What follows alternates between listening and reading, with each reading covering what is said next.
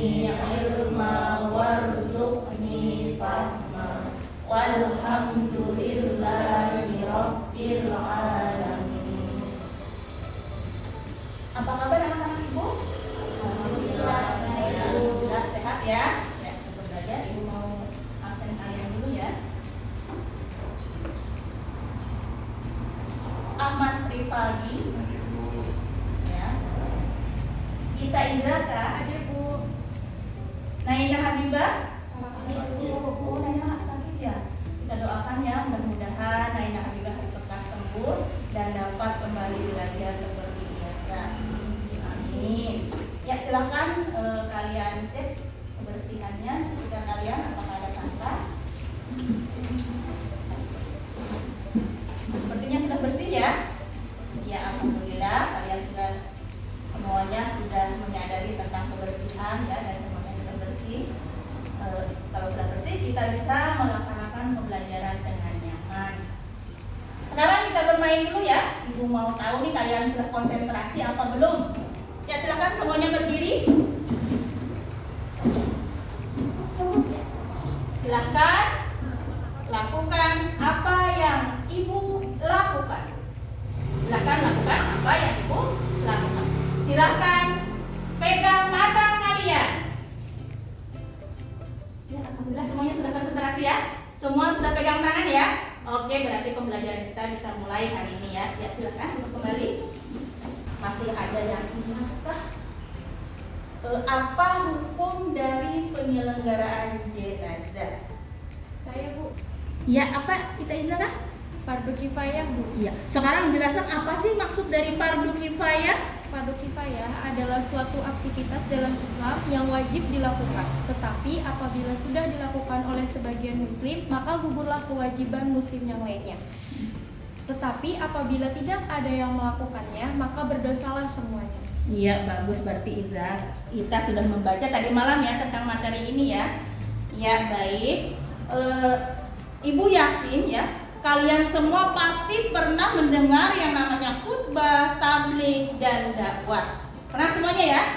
Nah, sekarang Ibu mau tanya, kalau khutbah pada saat sholat Idul Fitri dan Idul Adha, khutbahnya itu dilaksanakan sebelum atau sesudah sholat? Sesudah ya? Oh ya, alhamdulillah berarti kalian memperhatikan ya.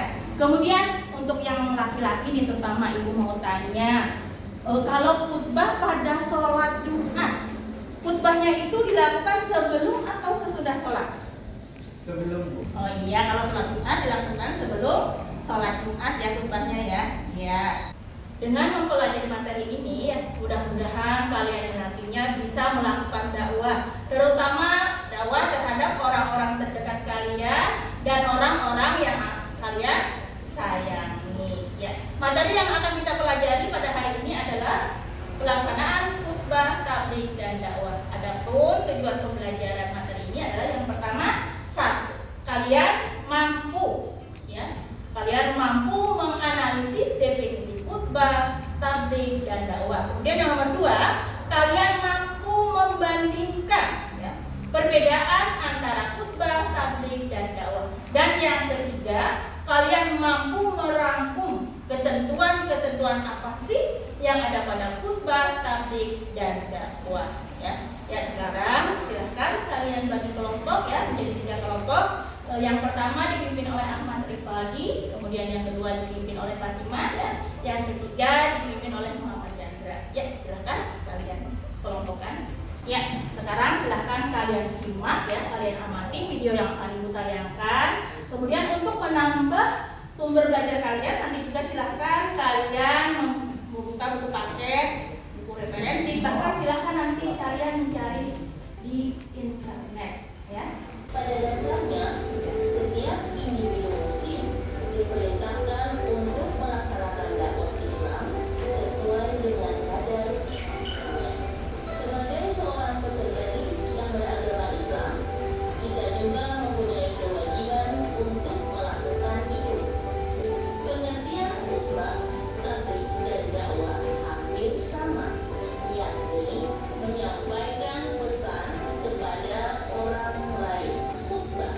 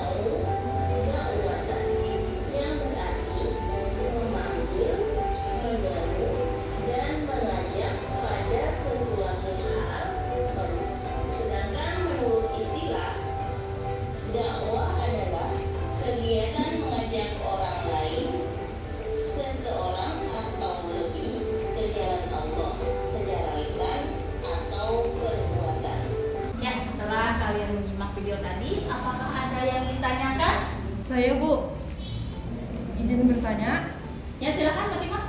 bagaimana caranya kita mendakwahi teman sendiri yang agak sulit mendirikan sholat 5 waktu? Ya, bagaimana bisa bila Fatimah mempunyai teman yang malas mengerjakan sholat 5 waktu. Padahal misalnya teman Fatimah itu baik, dia suka menolong. Jadi rasa tidak tega ya bila dia tidak melakukan sholat 5 waktu. Baik.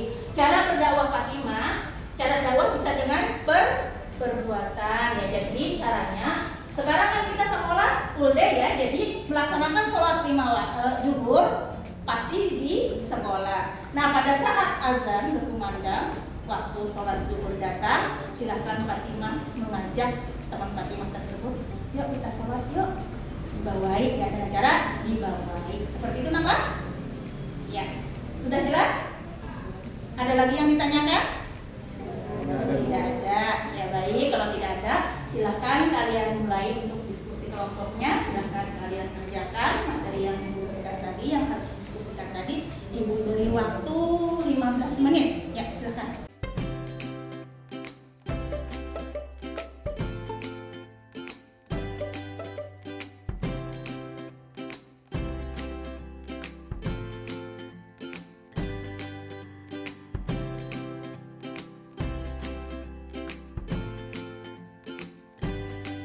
Bagaimana Mak? Sudah selesai? Sudah Bu. Ya baik, kalau sudah selesai silakan kalian presentasikan hasil diskusi kalian. Silakan dimulai dari kelompok 1. Silakan kelompok 1 maju ke depan untuk mempresentasikan hasil diskusinya. Assalamualaikum warahmatullahi wabarakatuh. Waalaikumsalam warahmatullahi wabarakatuh. Kami dari perwakilan kelompok 1 ingin mempresentasikan hasil diskusi kami tentang definisi khutbah, tabligh, dan dakwah. 1. Khutbah. Khutbah secara bahasa berarti berbicara, ceramah, nasihat, atau berpidato. Sedangkan secara istilah, khutbah adalah berpidato di atas mimbar sesuai syarat dan rukun dengan tujuan mengajak pendengar untuk meningkatkan ketakwaan kepada Allah Subhanahu wa taala. 2. Tabligh. Tabligh secara bahasa berarti menyampaikan. Sedangkan secara istilah, tabligh adalah kegiatan menyampaikan pesan Allah secara lisan kepada satu orang Islam atau lebih untuk diketahui dan diamalkan isinya. 3. Dakwah. Dakwah secara bahasa berarti mengajak, memanggil, dan menyeru.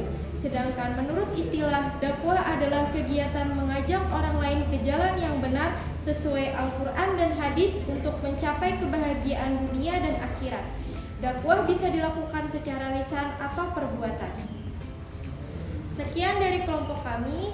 Mohon maaf apabila ada kesalahan. Kami akhiri dengan ucapan wassalamualaikum warahmatullahi wabarakatuh. Waalaikumsalam warahmatullahi wabarakatuh.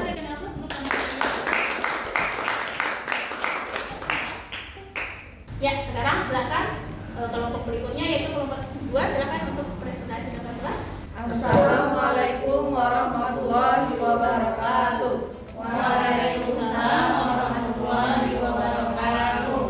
Saya dari kelompok 2 ingin mempresentasikan hasil diskusi kelompok kami, yaitu tentang membandingkan persamaan dan perbedaan antara khutbah, tabligh, dan dakwah. Yang pertama yaitu persamaan, sama-sama menyuruh manusia untuk menjalankan kehidupan yang benar sesuai dengan aturan Allah Subhanahu wa taala. Yang kedua, sama-sama mengajak manusia untuk melaksanakan syariat Islam secara lengkap dan utuh atau kafrah. Yang kedua yaitu perbedaannya, khutbah terikat oleh syariat dan rukun, sedangkan tabligh dan dakwah tidak memiliki aturan baku. Khutbah tempatnya tertentu, misalnya di masjid atau di lapangan, atau sedangkan tabligh dan dakwah boleh di mana saja.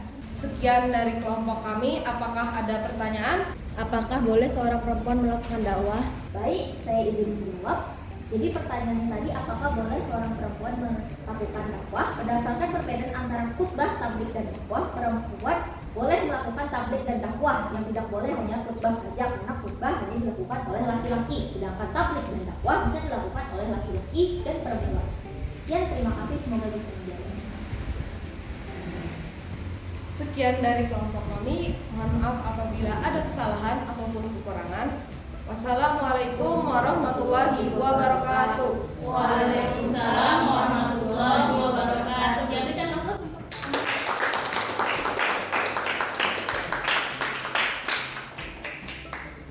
untuk berikutnya yang terakhir, silakan kelompok 3 untuk mempresentasikan hasil diskusi kalian. Silakan.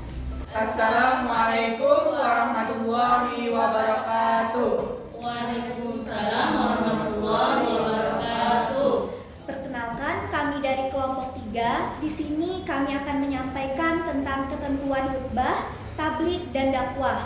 Untuk ketentuan khutbah adalah syarat khatib. Yang pertama adalah beragama Islam, yang kedua adalah baligh, yang ketiga berakal sehat, yang terakhir adalah etika dalam berdakwah. Dakwah dilakukan dengan mujahadah, yaitu diskusi atau tukar pikiran yang berjalan secara dinamis dan santun serta menghargai perasaan orang lain. Sekian presentasi dari kami. Mohon maaf jika ada kesalahan kata. Wabillahi taufiq wal hidayah, waridha wal inayah. Assalamualaikum warahmatullahi wabarakatuh. Waalaikumsalam warahmatullahi wabarakatuh. Ya, kita terus. Silakan kembali ke tempatnya. Ya, alhamdulillah ya semuanya sudah mempresentasikan hasil diskusinya dengan baik ya. Kalian memang anak-anak yang hebat dan luar biasa. Tepuk tangan untuk kalian semua.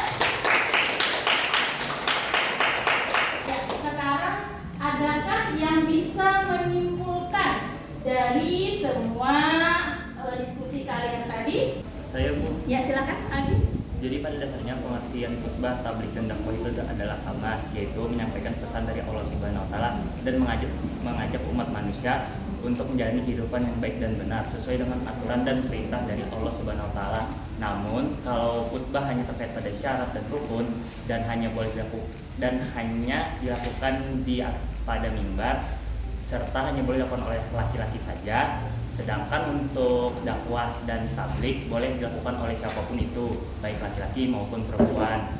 Dakwah juga bisa dilakukan dalam bentuk media tulis seperti karya tulis, buku, kitab, dan lain-lainnya. Adapun etika dalam menyampaikan dakwah atau tabligh seperti 1. Bahasanya harus sopan dan mudah dimengerti. 2. Ucapannya harus jelas dan tegas. 3. Harus dilaksanakan dengan penuh hikmah. 4. Materi yang disampaikan harus memiliki dasar hukum yang kuat dan jelas sumbernya. Alhamdulillah ya, Adi sudah memberikan kesimpulan yang luar biasa ya. Adi, kalian semua memang anak yang cerdas dan hebat ya.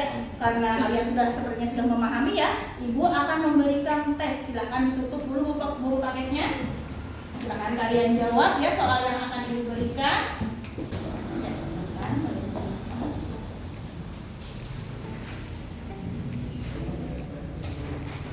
Ya, silakan dibacakan. Diberi waktu 15 menit.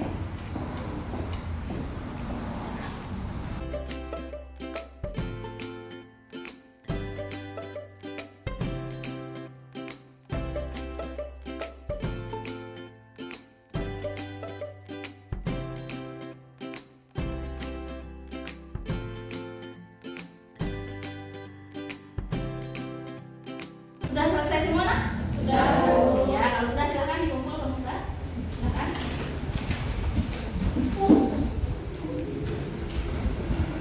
Ya, sudah semua ya. Alhamdulillah, sepertinya kalian sudah memahami dan mengerti tentang materi kita hari ini. Mudah-mudahan kalian dapat mengamalkannya dalam kehidupan sehari-hari dan Ibu doakan mudah-mudahan nanti di antara kalian ada yang menjadi seorang mubaligh, ya, seorang khatib, bahkan seorang dai atau daiyah. Amin, amin, ya robbal alamin. Ya, untuk pertemuan berikutnya kita akan mempelajari tentang prinsip-prinsip dan praktik ekonomi dalam Islam. Nanti silahkan kalian pelajari dulu ya di rumah ya sebelum kalian minggu depan mempelajarinya. Ya, untuk pelajaran hari ini Ibu cukup sampai di sini. Untuk mengakhiri, mari sama-sama kita mengucap hamdalah. Alhamdulillahirabbil alamin. Salah hilaf Ibu mohon maaf. Ibu akhiri dengan ucapan assalamualaikum